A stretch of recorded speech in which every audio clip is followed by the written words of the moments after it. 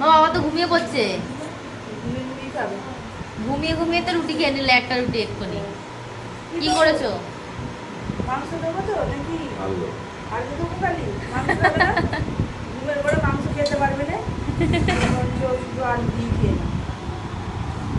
শুধু আলু দিয়ে চোখ বন্ধ করে রেখেছে দেখো। তো বাবা এরকম। এই যে চালের মুড়ি রুটি করেছি। সাদা সাদা। হ্যাঁ, আর এখানে আলু দিয়ে মাংস করেছি ঝোল ঝোল। হ্যাঁ, আর এই এখানে খাওয়া হবে। আর এটা হচ্ছে এঁচোড়ের ওগুলা তরকারি করেছি গো একটুখানি। হ্যাঁ, তুমি রুটি খাবে, তুমি ভাতটা হঠাৎ খাবার কথা বললে কেন? তুমি দুপুরে ভাত খাওনি? আমাকে তো বলছিল যে ভাত খাবো, আমি রুটি খাবো না।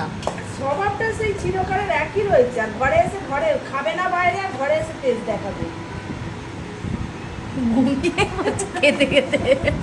তাড়াতাড়ি খেয়ে গান শুনতে যাও, মানে গান আছে কি যাবো? বলতে আমি যাবো না।